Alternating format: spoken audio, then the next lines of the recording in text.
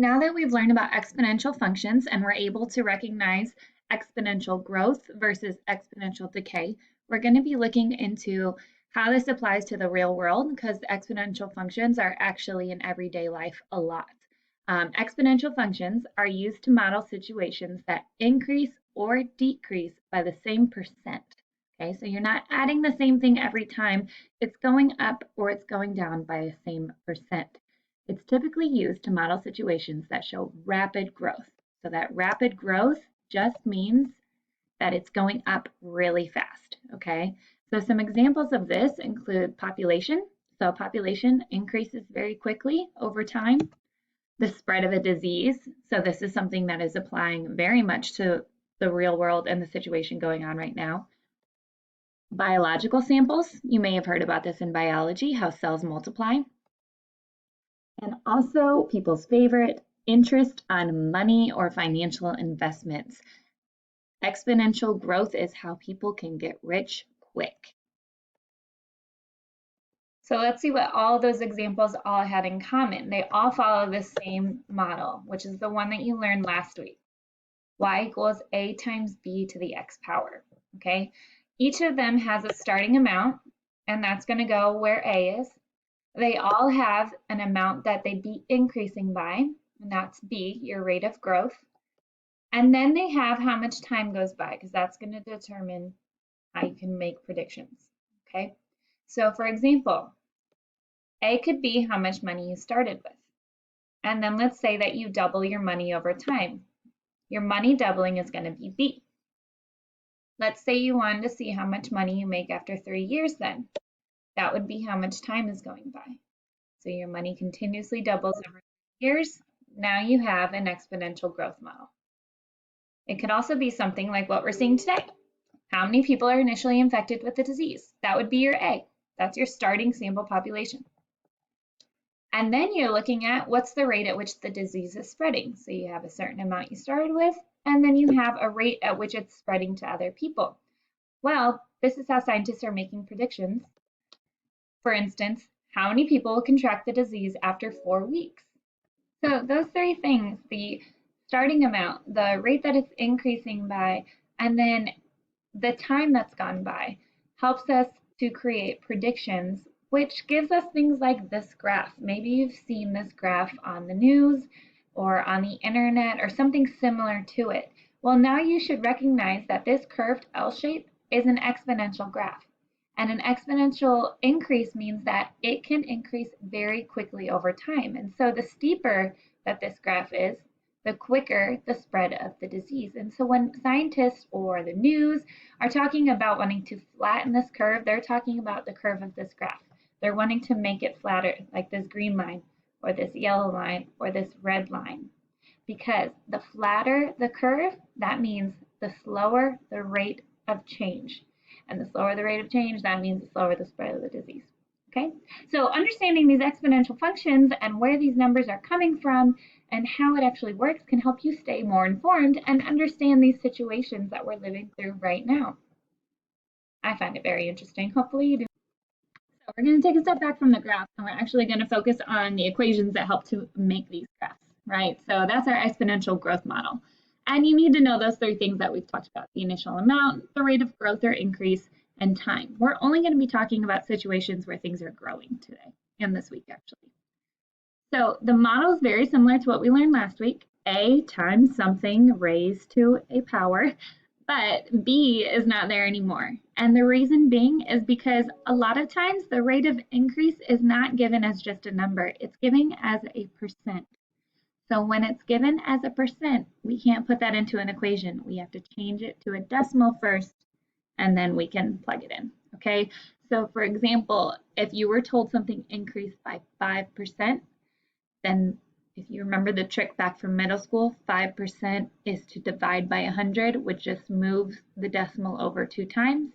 5% is 0.05. A key factor in representing exponential growth is that the number you're multiplying by has to be bigger than 1. So it can't be a decimal. I can't just have 0.05. So that's why we have 1 plus the rate, okay?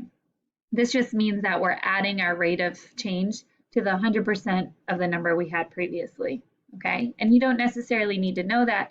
You just have to understand that we're doing 1 plus the rate of change, okay? And it'll make a little bit more sense with some examples that we do. So here's an example. The first year of a charity walk event had an attendance of 500 people. The attendance increases by 5% each year. How many people are projected to attend the event in the 10th year? So back when we did word problems, we always circled those key pieces of information. Now we're going to label them so we know what they're actually representing here. We have an initial amount. We started with 500 people. We have an amount that it's increasing by every year. That's 5%. You have to change 5% into a decimal to be able to work with it. So 5% is 5 divided by 100, which is just 0.05, right? If you had this invisible decimal here, you move it over 2 spaces, 0.05. And the time that went by was 10 years. You only need those 3 things, and you can plug it into your equation to figure out how many people would be there in the 10th year. We're making a prediction. So plug in A, R, and T. A was 500, the rate was 0.05, and the time was 10. That needs to be an exponent. And then what you're going to do from there is evaluate, okay? So the first thing you want to do is the parentheses. 1 plus 0.05 is 1.05, okay? That number is bigger than 1, so I know this is going to be growing. So what happens when I start with 500 and I multiply by 1.05 10 times? Well, you guys at home don't have a calculator, and so this is as far as you're going to take it. Because this is an instructional video, I'm going to show you what that number actually gives you so we can learn from it.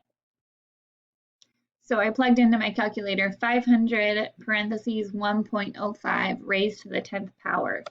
I get 814.4473134. Now, the original question said, how many people are projected to attend the event in the 10th year? Well, I'm not going to say 814.4 people.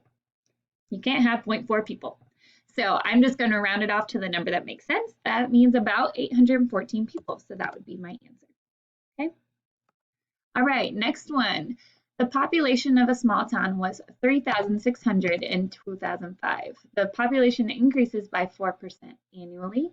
What will the population be in 2025? All right, I highlighted 4 things. We're going to see what that means. I only need to know 3 things. The initial amount was 3,600 people. Okay, we started with 3,600 people and it increased by 4% annually. So you take that 4%, divide it by 100, 0.04. Now I gotta figure out how much time went by.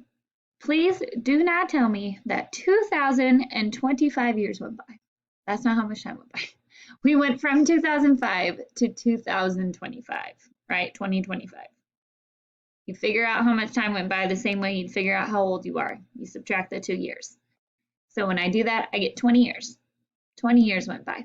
So now I plug it into my formula. A, R, and T. A is 3,600. The rate was 0.04. And the time was 20. 20 years went by. So then I can combine these two. So 1 plus 0.04 is 1.04. So now my number in parentheses, my rate of change is bigger than 1. So it's going to be increasing. And again, I can use my calculator from there. Your calculators at home may not support this very well. And I understand that. Okay. But I have my nice fancy graphing calculator on here. So I'm going to show you what the answer would be. You should just have an understanding that it's going to be increasing over time, so my number is going to get bigger. All right, so my final answer would be about 7,888.04 people. So if my population is increasing, again, I'm not going to have a fraction or a decimal of a person. So I'm going to round that off to about, the population should be around 7,888 people after 20 years. Population typically always increases. All right, you deposit $500 in a savings account that earns 3% annual interest compounded yearly. Find the balance in the account after 10 years. I don't know if you guys know much about interest and money, but interest can help you either increase the amount of money that you have if you're collecting it from someone, or it can make you owe more money if someone is charging you interest. Okay, so if interest is compounded yearly, that's a good thing if it's your money, because that means that you're getting more money every year. So let's go ahead and label our information here. You start with $500 in your savings account. That's your starting amount. You get 3% annual interest compounded yearly, which means every year your amount is going to increase by 3% for doing nothing, just having it in the bank. So 3% divided by 100, 0.03. Over 10 years, we're going to see how much money that might make you. It's not going to be a whole lot, but it's still better. You know, something's better than nothing. So let's look. You start with $500, you plug in that 0.03, and then 10 years are going by. So 1.03, 1 plus 0.03 is 1.03. And I want to see what happens when I take my 500 and I multiply it by 1.03 10 times. So 500 times 1.03 to the 10th power. Oh, this is going to be similar to the example we did earlier. I'm going to have $671.95. I can cut it off there. I can round it, 96 cents. So $671.95. So that means that I started with $500 and over 10 years, I increased by over almost $200 just for having it in the bank, right? If I was going to have that $500, why not add on some interest to it, right? I want you guys to get the practice of identifying your three parts, your starting amount, how much it's increasing by. You're going to be converting that rate into a decimal, and how much time has gone by, and we're plugging it into the equation. That's what we're going to start off with. So you're going to go to the assignment, and the assignment is just going to be working through some examples with me.